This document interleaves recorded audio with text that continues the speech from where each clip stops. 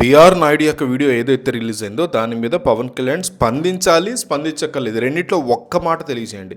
పవన్ కళ్యాణ్ వరకు, ఆయన వద్దున్న అత్యంత సన్నిహితుల వరకు ఈ వీడియో వెళ్తుంది, నేను ప్రామిస్ చేస్తున్నా. ఖచ్చితంగా వీడియో ఆయన చూస్తారు. ప్రజలు ఈ వీడియో విషయంలో ఆయన స్పందన గురించి ఏమనుకుంటున్నారని ఆయనకు తెలియాలి. ఇది ఒక సర్వే లాంటిది. ఖచ్చితంగా కామెంట్ చేయండి. పవన్ కళ్యాణ్ ఈ వీడియో గురించి స్పందించక్కర్లేదు. ప్రస్తుతం ఆంధ్రప్రదేశ్ రాజకీయాలు తిరుమల తిరుపతి దేవస్థానం లేదా తిరుపతి టీటీడీ దీని చుట్టూనే తిరుగుతున్నాయి. ఈ మధ్యకాలంలో పెను దుమారాన్ని రేకెత్తిస్తున్నాయి. కేవలం డిస్కషన్గా పెట్టి ఊరుకోట్ల. గతంలో తిరుమల లడ్డు తయారీ విషయంలో ఉప ముఖ్యమంత్రి పవన్ కళ్యాణ్ ఈ కల్తీ విషయంలో తీవ్ర స్థాయిలో విరుచుకుపడినటువంటి సంగతి కూడా మనకు తెలిసిందే.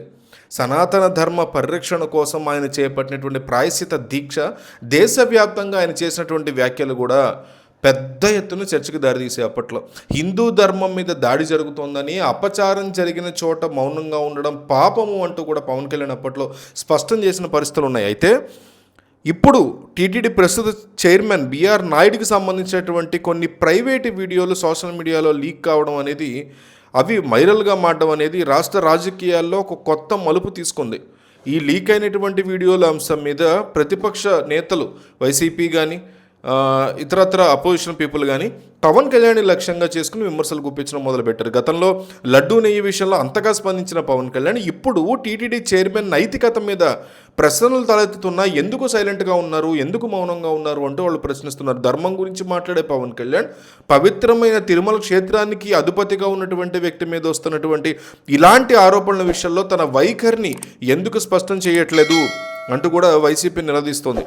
పవన్ కళ్యాణ్ మౌనం వెనక ఉన్నటువంటి రాజకీయ మతలబు ఏంటో మాకు చెప్పండి. అప్పుడు చూపించినటువంటి ధర్మ ఆవేదన ఇప్పుడు ఏమైంది మీకు అని వాళ్ళు సోషల్ మీడియా వేదికగా నిలదీస్తున్నారు పవన్ కళ్యాణ్. ఇంకోవైపు బీఆర్ నాయుడికి సంబంధించినటువంటి వీడియోల మీద ఆయన స్పందిస్తూ ఇవన్నీ డీప్ ఫేక్ వీడియోలని, తన ప్రతిష్టని దెబ్బతీయడానికి వైసీపీ పార్టీ వేసినటువంటి ఒక కుట్ర అని కూడా ఆయన ఆరోపించడం జరిగింది. దీని మీద ఆయన ఇప్పటికే సైబర్ క్రైమ్ పోలీసులకి ఫిర్యాదు కూడా చేశారు. అయితే ప్రతిపక్షం మాత్రం ఈ వాదనని చాలా సీరియస్గా తోసిపుచ్చుతోంది.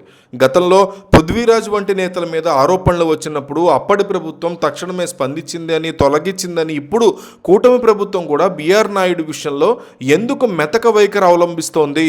నిజమే కదా, గతంలో పృథ్వీరాజ్ 40 years పృథ్వీ విషయంలో అతని మీద ఇట్లాంటి ఆరోపణలు వస్తే పక్కన పెట్టేశారు. కానీ తనని కావాలని వైవి సుబ్బారెడ్డి ఇరికించడం కోసమే ఇట్లా చేశారని కూడా ఆయన బయటకు వచ్చిన తర్వాత ఆరోపించారు. తర్వాత ఆయన జనసేనలోనూ మెగా ఫ్యామిలీకి అండ్ పవన్ కళ్యాణ్కి సన్నిహిత వ్యక్తిగా ఉండిపోయారు.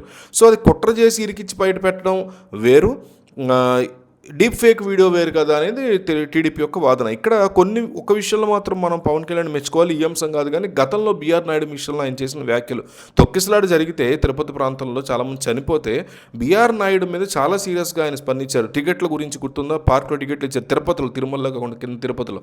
సో ఆ విషయం మీద బీఆర్ నాయుడిని చాలా సీరియస్గా పవన్ కళ్యాణ్ ప్రశ్నించారు. అట్లాగే క్షమాపణ చెప్పాలి చనిపోయిన కుటుంబాలకి మీరంటూ కూడా మాట్లాడారు. నిజంగా ప్రతి నాయకుడు అట్లా చేయని ప్రతి నాయకుడిని ఇంక్లూడింగ్ పవన్ కళ్యాణ్ మనం క్వశ్చన్ చేయాలి. ఈరోజు పవన్ కళ్యాణ్ అందుకే క్వశ్చన్ చేస్తున్నాం. గతంలో ఆయన బీఆర్ నాయుడు విషయంలో అట్లా మాట్లాడిన దాన్ని అప్రిషియేట్ చేస్తున్నా, ఈరోజు ఎందుకు సైలెంట్గా ఉన్నారు?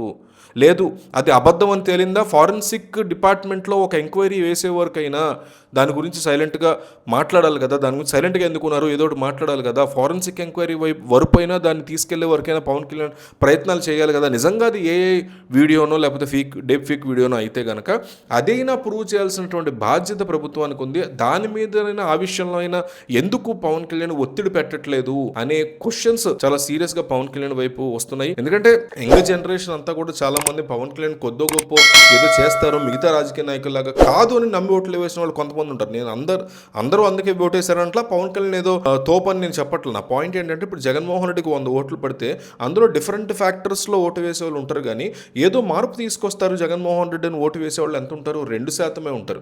చంద్రబాబు విషయానికి అది 3, 4 అవ్వచ్చు, లేదా 1 ఉండొచ్చు. కానీ పవన్ కళ్యాణ్ విషయానికి వచ్చేసరికి పడిన 100 ఓట్లలో ఖచ్చితంగా 7-8% ఓట్లు మాత్రం డెఫినెట్లీ ఒక మార్పు తీసుకొస్తారు. కొత్త నాయకుడు ఎవరు వచ్చినా అంతే ఉంటుంది. విజయ్ విషయంలో కూడా పడే ఓట్లలో ఎక్కువ శాతం ఒక 15% రకరకాల అంశాల్లోంచి ఒక 100% పడితే 100 ఓట్లు 15% ఓట్లు మార్పు తీసుకొస్తాడేమో విజయ్ అనే ఒక హోప్తో వేసేటువంటి ఓట్లు ఉంటాయి కదా. అది నేను చెప్పదలుచుకోండి. చిరంజీవి అప్పుడు జరిగింది, కమల్ హాసన్కి కొన్నిసార్లు జరిగింది, రజనీకాంత్ వచ్చి ఉంటే జరిగేది. ఇట్లా అలా వీళ్ళనే కాదు, జయప్రకాష్ నారాయణ అప్పుడు జరిగింది. ఇట్లా కొంతమంది కొంతమంది మీద మాత్రమే మన ఆమ్ ఆద్మీ మొన్న కేజ్రీవాల్ ఆయన గురించి ఇలాంటి ఫీలింగ్ ఉంటుంది జనాలకి. సో ఇట్లాంటి ఫీలింగ్ ఉండే అవకాశం ఉన్న నాయకులు కొద్దిగా స్ట్రాంగ్గా గనక వాళ్ళు ఇలాంటి విషయాల్లో స్ట్రిక్ట్గా నిలబడితే చాలు. వీళ్ళేం ప్రభుత్వాన్ని చొక్కపట్టుని క్వశ్చన్ చేసామనట్ల. ఇట్లా ఉండగలిగితే, లేదు అది అబద్ధం అంటారా, అబద్ధాన్ని ప్రూవ్ చేయండి. లేదు అది నిజం అంటారా, అది ఆయన మీద ఏ రకమైన చర్యలు తీసుకుంటుందో ప్రభుత్వం చూపించండి. ఇలాంటి వాటి మీద, ట్రెండింగ్ టాపిక్స్ మీద, జనం దేని గురించి బర్నింగ్ టాపిక్స్ ఉన్నాయో వాటి మీద పవన్ కళ్యాణ్ చాలా స్ట్రాంగ్గా నిలబడాలని అయితే డెఫినెట్లీ ప్రజలు కోరుకుంటున్నారు.